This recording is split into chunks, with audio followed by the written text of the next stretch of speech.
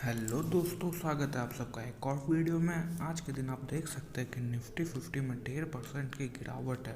और ऐसे गिरावट वाले माहौल के बीच में आज के दिन बजाज फिनसर्व का रिजल्ट आया है। और बजाज फिनसर्व के क्वार्टर 3 का रिजल्ट आया है आज। और क्वार्टर 3 का रिजल्ट आते ही मार्केट ने अपना रिएक्शन दिखा दिया और बजाज फिनसर्व 5.40% अभी डाउन है। 977 पॉइंट डाउन है बजाज फिनसर्व।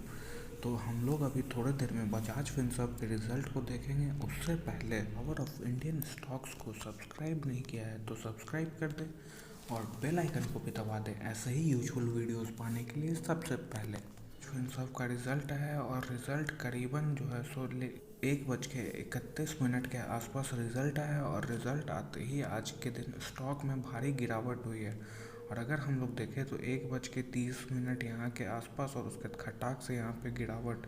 तो ये पूरा हम लोग को पता चल रहा है कि बाज़ार ने स्टॉक के रिज़ल्ट को नेगेटिव तरीके से रिएक्ट किया। तो चलिए अब हम लोग रिज़ल्ट देखते हैं और पता करते हैं कि ऐसा क्या था रिज़ल्ट में कि बाज़ार इतना नेगेटिवली रिएक्ट किया है। यहाँ पे बजाज फिनसर्व के डायरेक्ट कंसोलिडेटेड नंबर देखेंगे, लेकिन उससे पहले रिज़ल्ट देखने से पहले हम लोग के भी कुछ एक्सपेक्टेशन होते हैं कि रिज़ल्ट कैसे हो सकता है। तो मेरे हिसाब से इस क्वार्टर में हेल्थ इंश्योरेंस और जनरल इंश्योरेंस के बिजनेस में बजाज फिनसर्व का नेट प्रीमियम कलेक्शन कम हुआ होगा और क्लेम्स भी ज़्यादा आए होंगे। क्योंकि आप नोटिस कर सकते हैं कि इधर कोरोना के केस काफ़ी बढ़े थे और उन बढ़े हुए केसों में लोगों की डेथ भी हुई थी। और उस डेथ के चलते लोगों ने अपना क्लेम भी बढ़ाया होगा। तो बजाज फिनसर्व का एक तो प्रीमियम कम गया होगा और क्लेम भी कम आए होंगे। और दूसरा अगर मैं बात करूँ तो ये अभी सिलसिला अगले क्वार्टर तक चलने वाला ऐसा मुझे लगता है। तो यहाँ पे रेवेन्यू तो बराबर के आसपास ही होना चाहिए। और प्रॉफिट फिनेंस का तो रिज़ल्ट काफ़ी अच्छा था तो प्रॉफिट ठीक ठाक होना चाहिए।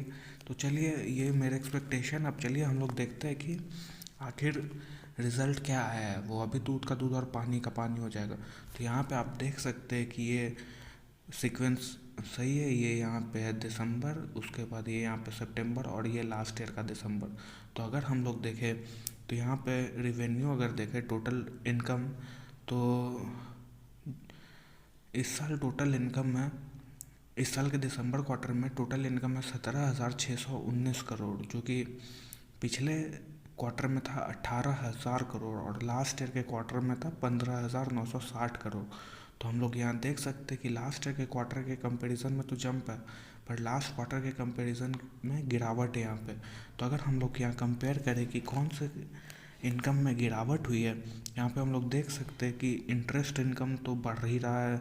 यहाँ 6,598 है, जो कि अब बढ़ के 8,266। तो इंटरेस्ट इनकम तो बढ़ ही रहा है। तो कौन सा इनकम में गिरावट है रेवेन्यू में? तो अगर हम लोग यहाँ पे देखना चाहे तो यहाँ पे हम लोग को दिख रहा है कि नेट गेन और loss on fair value charges में गिरावट है, जो कि लास्ट ईयर 2,060 करोड़ का आया था और पिछले क्वार्टर में 1,203 करोड़ हुआ। इस बार नेगेटिव 129 करोड़ है।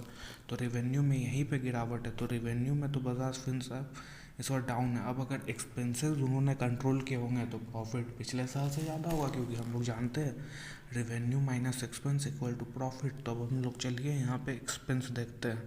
तो अगर एक्सपेंस को देखें तो एक्सपेंस तो कंपनी का बढ़ा हुआ है। इस साल कंपनी का एक्सपेंस इस क्वार्टर में 14,370 करोड़ है, जो कि पिछले क्वार्टर में 15,215 करोड़ था और लास्ट ईयर 13,181 करोड़ था। तो ईयर ऑन ईयर एक्सपेंस में जंप है, पर क्वार्टर ऑन क्वार्टर एक्सपेंस में गिरावट है। और वहीं पे अगर हम लोग प्रॉफिट देखें सारा टैक्स वैक्स देने के बाद, तो लास्ट ईयर दिसंबर क्वार्टर में कंपनी का प्रॉफिट 2,081 करोड़ था, जो कि पिछले क्वार्टर में 1,997 करोड़ था और इस क्वार्टर में 2,349 करोड़ है। तो प्रॉफिट में तो यहाँ पे जंप साफ देखने को मिल रही है। मतलब लास्ट ईयर का 20, इस पिछले क्वार्टर का 19 और इस क्वार्टर का 23, तो दोनों तरीके से यहाँ पे जंप है प्रॉफिट में। तो ये देख के इतना तो समझ में आ गया कि कंपनी के प्रॉफिट में जंप है और रेवेन्यू डाउन है। रेवेन्यू भी क्यों डाउन है? क्योंकि हेल्थ इंश्योरेंस और जनरल इंश्योरेंस के नेट प्रीमियम कलेक्शन में कमी आई है। तो अब हम लोग आ गए हैं स्टॉक के ऊपर और चलिए अब हम लोग बात करते हैं कि हम लोग को अभी से स्टॉक में क्या करना चाहिए। तो मैं आपसे इतना कहना चाहूँगा कि शॉर्ट टर्म के लिए तो यहाँ पे माहौल नेगेटिव है, लेकिन लॉन्ग टर्म में मुझे यहाँ पे कोई गड़बड़ नहीं दिख रही।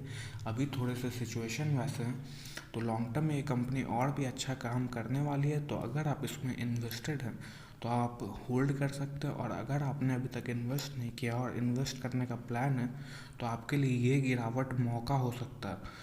तो आराम से आप इसमें इन्वेस्ट कर सकते हैं। तो इसी के साथ मैं यहाँ वीडियो को एंड करता हूँ, और अगर आपका